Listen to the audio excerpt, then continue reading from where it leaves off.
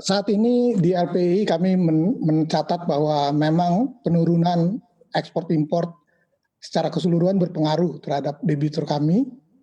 Hal ini disebabkan karena menurut catatan yang kami dapat adalah kurang lebih 86 negara mitra dagang Indonesia yang menerapkan pembatasan atau lockdown, sehingga berpengaruh terhadap para produsen kita atau eksportir kita akan mengirimkan barangnya ke produk negara tujuan.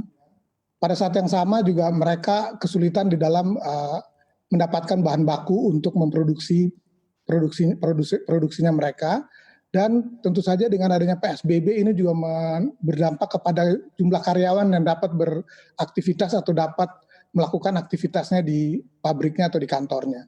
Sehingga secara keseluruhan ini berdampak kepada debitur-debitur yang akan melakukan ekspor atau melakukan produksi barangnya. Saya kira demikian Pak Erwin.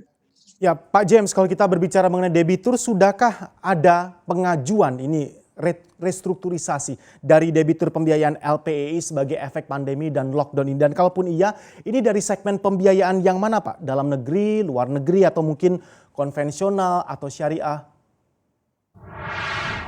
Saat ini kami melakukan evaluasi keseluruhan terhadap debitur-debitur kami, dan kami menggunakan beberapa kriteria, yaitu debitur yang terdampak COVID dalam pengertian bahwa mereka terdampak dalam penjualannya atau salesnya yang turun, kemudian atau mereka sangat terganggu dengan pemenuhan bahan baku, atau terdampak dari PSBB, yaitu daerah-daerah yang memang memiliki red code di dalam hal PSBB-nya.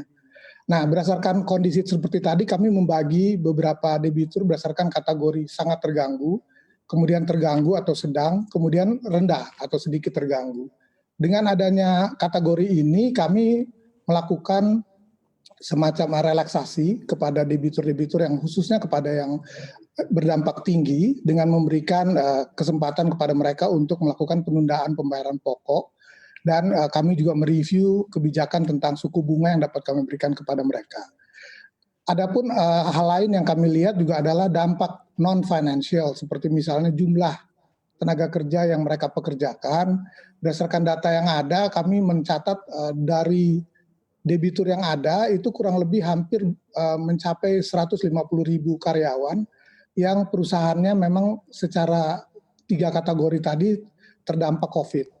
Nah, kami mencoba supaya mereka tidak melakukan yang kita sebut dengan melakukan perumahan atau melakukan layoff atau pemberhentian karyawan, sehingga ekspor atau produksinya tetap kami dapat jalankan dan dapat recovery setelah pandemi ini berakhir. Demikian Mas Erwin.